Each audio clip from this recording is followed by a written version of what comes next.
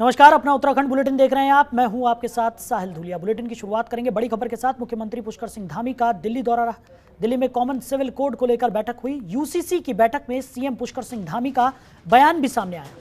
तो यूसीसी को लेकर आज पहली बैठक हुई है। कमेटी जल्द अपनी रिपोर्ट देगी, ऐसा सीएम धामी ने बयान दिया। साथ ही उन्होंने कहा कि उसके बाद हम लागू करने का काम भी करेंगे। प्रदेश की जनता का सुझाव लेकर इसको लेकर आएंगे। तो सीएम धामी ने कांग्रेस पर निशाना भी साधा। 60 साल के शासन में बांटने का काम हुआ है, ऐसा बयान पुष्कर सिंह धामी ने दिया।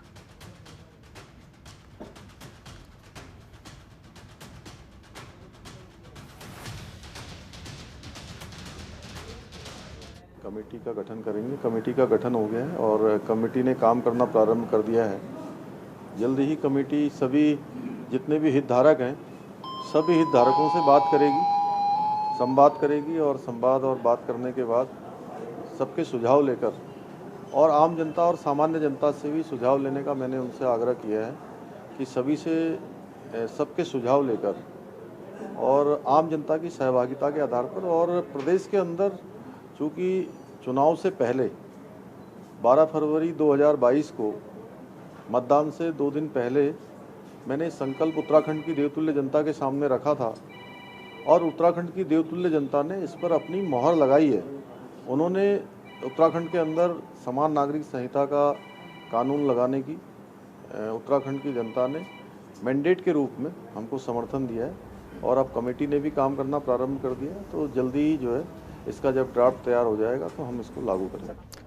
उधर मुख्यमंत्री पुष्कर सिंह धामी ने स्वामी विवेकानंद जी की पुण्यतिथि पर उन्हें याद किया। उन्होंने एक ट्वीट में लिखा, संपूर्ण विश्व में भारतीय संस्कृति को गौरवान्वित करने वाले वेदांत दर्शन के ममग्र ओजस्वी वक्ता और महान युवा सन्यासी स्वामी विवेकानंद जी की पुण्यतिथि पर शत शत नमन।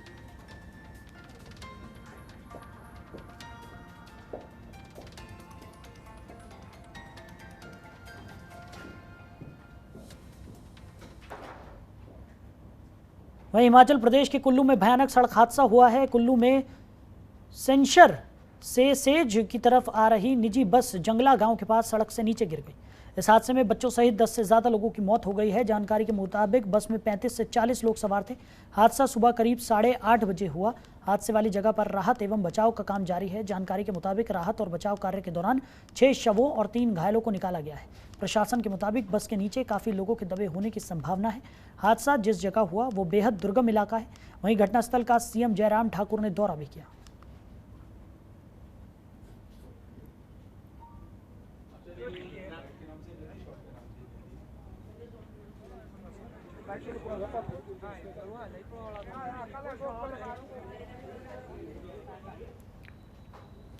वहीं हिमाचल हादसे पर मुख्यमंत्री पुष्कर सिंह धामी ने शोक जताया। उन्होंने ट्वीट कर लिखा, कुल्लू में दुर्भाग्यपूर्ण बस दुर्घटना का अत्यंत दुखद समाचार प्राप्त हुआ। मैं ईश्वर से दिवंगत आत्माओं की शांति और घायलों के शीघ्र स्वास्थ्य लाभ हेतु प्रार्थना करता हूं। मेरी संवेदनाएं शोकाकुल परिजनों के साथ हैं।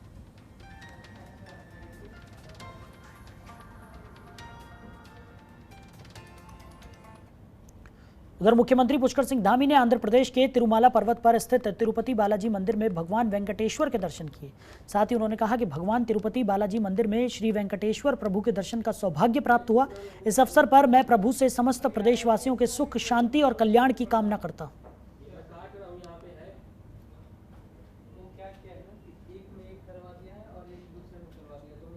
तिरुपति बालाजी के दर्शन में हमेशा से करता रहा। इस बार मैं मुख्य सेवक बनने के बाद उनके दर्शन करने के लिए, आशीर्वाद लेने के लिए आया।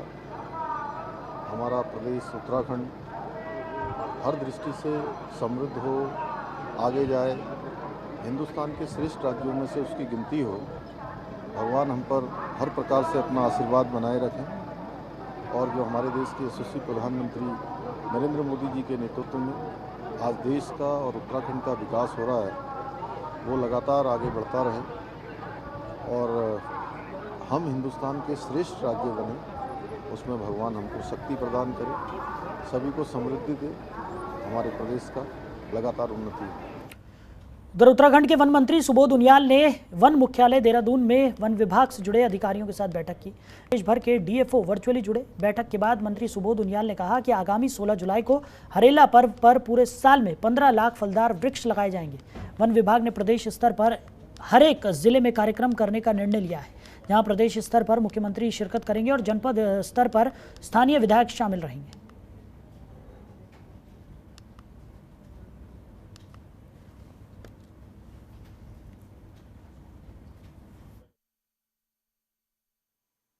16 जुलाई को पूरे प्रदेश में पूर्व की भांति हरेला पर्व को बड़े हर्षोल्लास से मनाने का सरकार का निर्णय है, जिसमें इस वर्ष 15 लाख पेड़ों को प्लांटेशन का हमारा टारगेट है। और थोड़ा सा हम लोगों ने इसमें मैकेनिज्म में चेंज किया। इसमें पहली बार हम लोग फलदार पेड़ 50% की संख्या में इसमें जो प्लांटेशन करेंगे, 50% की संख्या में फलदार पेड़ होंगे। और इसमें जो प्लांट्स उपलब्ध कराना और टेक्निकल इनपुट देना, ये वन विभाग का काम होगा। वन विभाग के अधिकारी अपने अपने क्षेत्रों में और उस क्षेत्र की जिस क्षेत्र में ये प्लांटेशन होना है वहाँ की क्लाइमेटिकल कंडीशंस को और वहाँ के एल्टीट्यूड को देखते हुए पेड़ों पौध का चयन किया जाएगा, ताकि उस इलाके की एग्रो क्लाइमेटिकल कंडीशंस के अनुरूप हम वहाँ पे प्लांट्स लगा सकें। इसमें वन पंचायतों की सहभागिता, स्कूल्स, कॉलेजेस और हायर एजुकेशन इनकी सहभागिता और विभिन्न कार्यालयों की सहभागिता को इंश्योर करने के लिए भी निर्देश दिए। उधर उत्तराखंड कांग्रेस अध्यक्ष करण माहरा ने बीजेपी पर निशाना साधते हुए कहा कि नुपुर शर्मा के बयान पर देश का माहौल खराब हुआ है। उसके लिए बीजेपी और नुपुर शर्मा को पेश होने और माफी मांगने की बात कह रहा है, लेकिन नुपुर शर्मा कोर्ट की अवहेलना कर रही है। उदयपुर में टेलर कन्हैया लाल की निर्मम हत्या की गई, उसमें जो दोषी पाए गए हैं वो बीजेपी के कार्यकर्ता निकले। बीजेपी नेता गुलाब चंद कटारिया के साथ उनका संबंध है। कश्मीर में तालिब नाम का एक आतंकी संगठन पकड़ा गया है, वो भी बीजेपी आईटी सेल का प्रमुख रहा है। आगे उन्होंने कहा कि सुप्रीम कोर्ट या हाई कोर्ट के रिटायर्ड जज से मैं इसकी जांच कराई जाने की मांग करता हूं। विशेष मुद्दे थे। एक तो जो सांप्रदायिक माहौल भारतीय जनता पार्टी खराब कर रही है केवल और केवल वोट की राजनीति के लिए, वो बहुत चिंता का विषय है और राष्ट्र खतरे में है। कन्हैया जो एक दर्जी थे, उनका जब मर्डर हुआ उसमें जो सबसे बड़ी चिंता की बात है कि जो पकड़ा गया उसके बाद जिस तरीके के मैसेजेस सोशल मीडिया में आए वो देश में दंगे भड़काने वाले थे।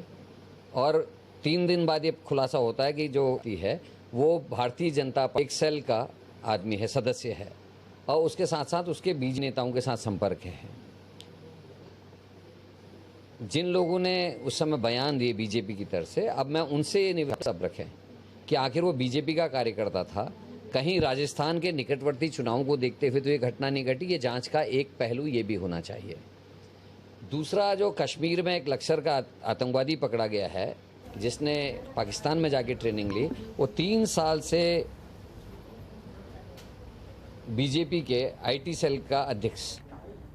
वहीं लक्सर में खनन पर रोक के बावजूद भी क्षेत्र में अवैध खनन किया जा रहा है, जिसके खिलाफ एसडीएम ने कार्रवाई करते हुए किया है। दरअसल डीएम हरिद्वार विनय शंकर पांडे ने अवगत कराया कि शासन के निर्देशानुसार बाद में गंगा और सहायक नदियों के जलस्तर में वृद्धि होने के कारण खनन पर रोक लगाई गई है। वर्तमान में खनन पूर्ण रूप से प्रतिबंधित है, रोक लगी हुई है। उसके बावजूद भी कुछ स्थानों पर अवैध खनन की शिकायतें प्राप्त हो रही थी, जिसके आधार पर आज 8 ट्रैक्टर अवैध खनन के निरीक्षण किया। इस दौरान मुख्य सचिव ने जो के निराकरण के लिए अधिकारियों को निर्देश दिए। साथ ही जोशीमठ मुख्य द्वार पर कूड़ा डंपिंग को अन्यत्र शिफ्ट करने के लिए भी पालिका को निर्देशित किया। वहीं अधिशासी अधिकारी ने कहा कि कूड़ा डंपिंग के लिए दूसरी जगह देखी जा रही है, जल्द ही कूड़ा डंपिंग कहीं और शिफ्ट जाएगी।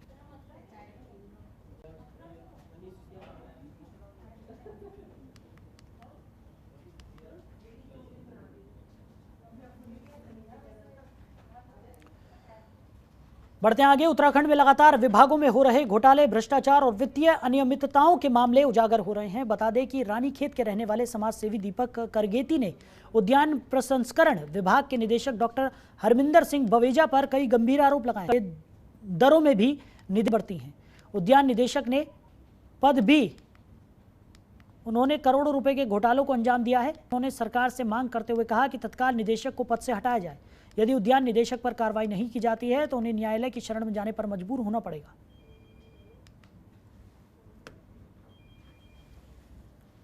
के द्वारा जो है एप्पल फेस्टिवल, मशरूम फेस्टिवल, इसी प्रकार से जो है अन्य 2 फेस्टिवल और हैं अंतर्राष्ट्रीय नाम देकर कराए गए हैं।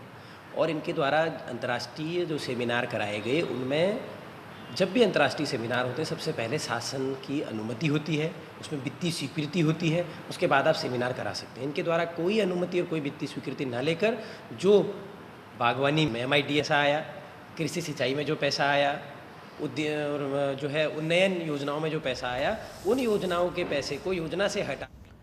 वहीं उत्तराखंड में अगले 4 दिन भारी बारिश की संभावना जताई गई है। मौसम विभाग की तरफ से देहरादून, नैनीताल, बागेश्वर और चंपावत जिले में अलर्ट जारी किया गया है। मौसम विज्ञान केंद्र के डायरेक्टर विक्रम सिंह ने जनतंत्र टीवी से बात करते हुए कहा कि एहतियात के तौर पर सभी को सतर्क है।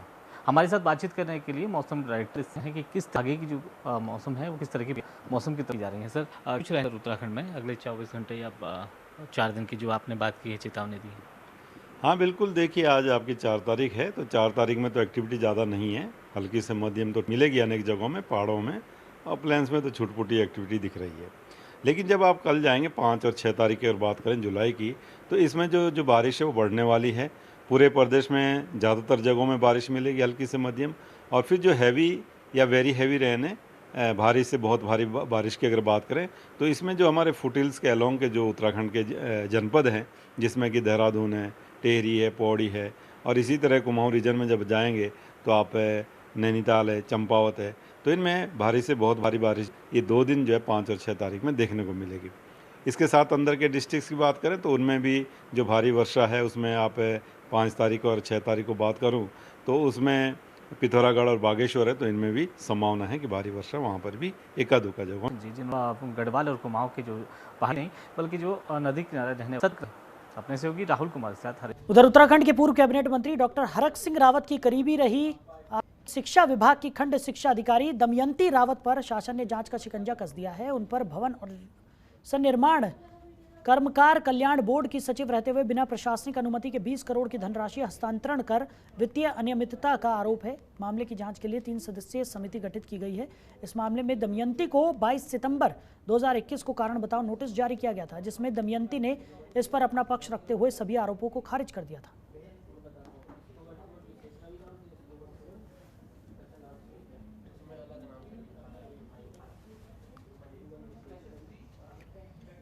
उधर पूर्व सीएम हरीश रावत 14 जुलाई को ग्रीष्मकालीन राजधानी गैरसैंण पहुंचेंगे। यहां पहुंचकर वो सांकेतिक रूप से एक सरकारी कार्यालय पर तालाबंदी करेंगे। पूर्व सीएम ने सरकार पर ग्रीष्मकालीन राजधानी गैरसैंण को लेकर राज्य की जनता का अपमान करने का आरोप लगाया है। पूर्व सीएम ने कहा कि सरकार ने उत्तराखंड से कई बड़े वादे किए हैं।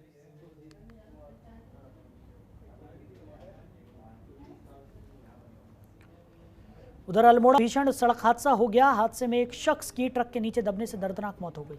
राहगीरों ने घटना की सूचना पुलिस को दी। मौके पर पहुंची पुलिस ने SDRF NDRF के साथ मिलकर ट्रक के नीचे दबे शख्स के शव को बरामद किया। कल ईंटों से भरा ट्रक हल्द्वानी से 2 लोग सवार थे। शख्स ने छलांग लगाकर अपनी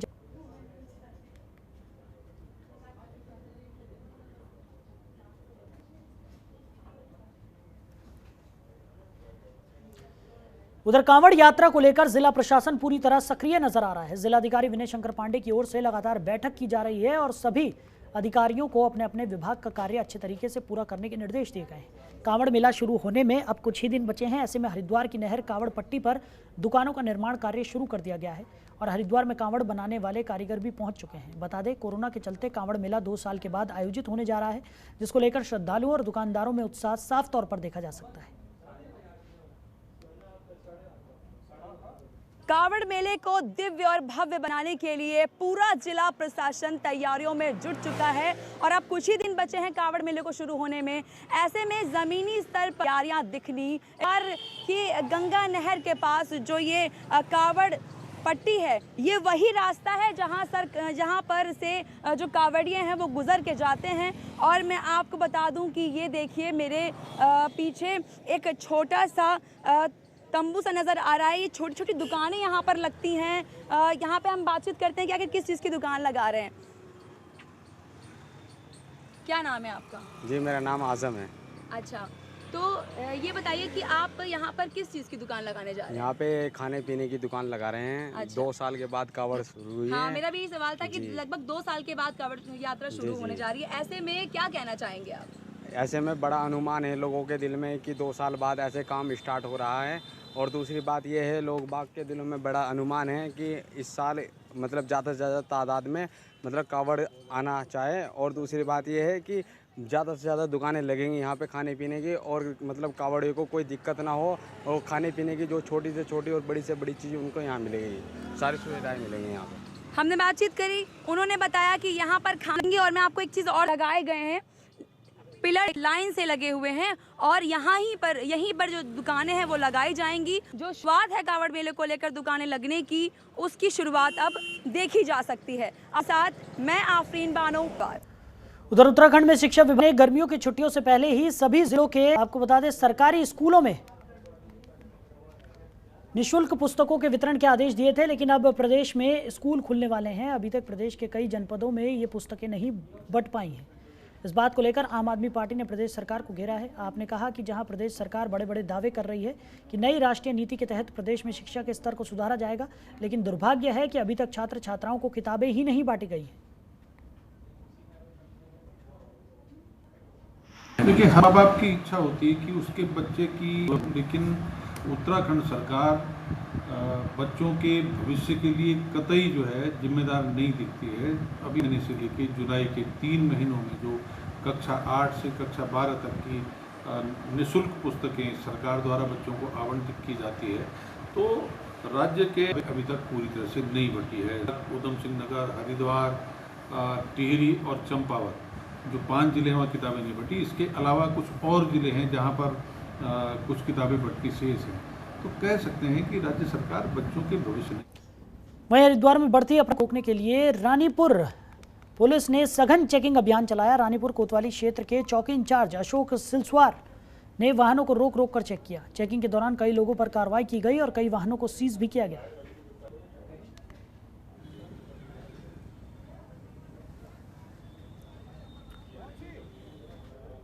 उधर धर्मनगरी हरिद्वार में 2 साल बाद शुरू होने जा रही कांवड़ यात्रा को लेकर रेलवे प्रशासन ने भी कमर कस ली है। मुरादाबाद रेल मंडल के एडीआरएम एन सिंह ने हरिद्वार रेलवे स्टेशन पहुंचकर अधिकारियों के साथ बैठक की। उन्होंने बताया कि कांवड़ यात्रा में स्पेशल ट्रेनें चलाई जाएंगी। मेरठ, सहारनपुर और दिल्ली के कई ट्रेनों के रूट में विस्तार करके उन्हें हरिद्वार तक संचालित किया जाएगा।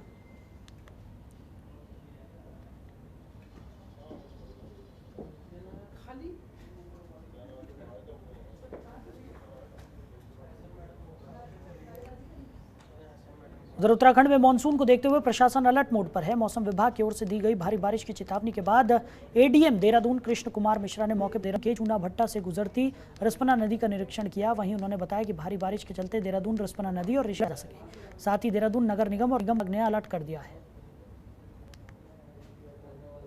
देहरादून जनपद में जो मुख्यतः जो नदी के किनारे के क्षेत्र हैं, सरसना नदी और ऋषिकेश में गंगा नदी का लोग हैं। मूलतः पानी बढ़ने पे अलर्ट जारी होने के बाद पूरा प्रशासन अलर्ट था। सबसे पहले हमने जो हमारा आपदा कंट्रोल रूम है, तुरंत जिलाधिकारी महोदय के निर्देश थे और चूँकि पूर्व में ही सूचना थी, हम लोगों ने सभी तहसील कंट्रोल रूम को ये बताया था। और साथ में जो देहरादून नगर निगम है और ऋषिकेश नगर निगम है, इनको जो है सूचना दी गई थी और इनकी पूरी टीम जो है किनारे थी, ताकि अगर पानी बढ़े तो उनको उसके किसी नुकसान के पहले।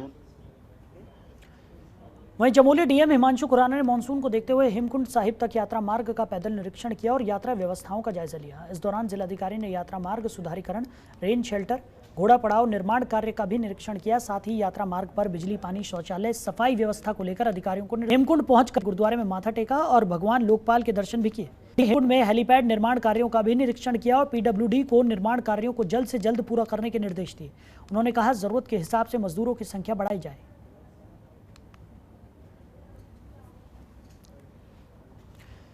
तो देश भर में आध्यात्मिक और सांस्कृतिक जागरूक शुक्राना फाउंडेशन की ओर से तिरंगा यात्रा को शुरू किया गया है, जिसका शुभारंभ ऋषिकेश से सटे शिवपुरी में गंगा तट से हुआ। यात्रा में शामिल प्रवासी भारतीयों के साथ कई राज्यों के करीब 100 से ज्यादा लोगों ने शिवपुरी क्षेत्र में गंगा तट पर साफ सफाई भी की।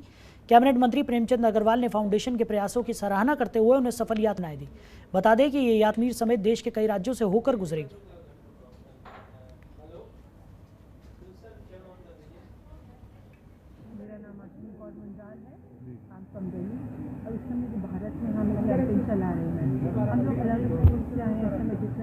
कुछ भारत से, जो भारत से बाहर के हैं, कश्मीर से लेकर कहते हैं ना कन्याकुमारी तक, कई स्टेट से लोग यहाँ आए हुए हैं। पर एक चीज़ तो सब में कॉमन है कि हम दिल से। मैं आश्विन द्वारा संचालित शुक्राना फाउंडेशन को उनकी गंगा यात्रा के लिए बहुत शुभकामनाएं देता हूँ। साथ ही देश भर से आए ऋषिकेश की इस पावन धरती पर पहुँचे लगभग 100 मेहमानों को भी बधाई दे रहा हूँ, जो प्रत्येक राज्य में भारत की से पूरे विश्व में जो हमारी भारत एक सोने की चिड़िया रही है। वर्तमान में शुक्राना फाउंडेशन पुनः भारत बनाने की दिशा में निरंतर प्रयास कर रही है। शुक्राना फाउंडेशन की इस मुहिम का मैं निश्चित रूप से प्रशंसा कर। उधर हरिद्वार के ज्वालापुर में अवैध शराब का कारोबार खूब फल फूल रहा है। ज्वालापुर में दोपहिया वाहनों से शराब की डिलीवरी हो रही है। शराब माफियाओं को प्रशासन का कोई डर नहीं है। दरअसल रानीपुर झाल के पास दुर्घटनाग्रस्त स्कूटी से देशी शराब मिली है। भीड़ को देखकर स्कूटी सवार मौके पर स्कूटी और शराब छोड़कर फरार हो गया, जिसकी सूचना स्थानीयों ने पुलिस को दी। मौके पर पहुंची पुलिस ने स्कूटी को कब्जे में लिया और पुलिस आगे की कार्रवाई में जुट गई।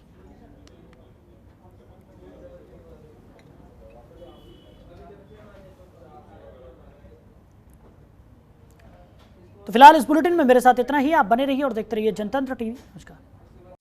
खबरों के निष्पक्ष विश्लेषण के लिए सब्सक्राइब करें Janatantra TV and press the bell icon. Never miss any update.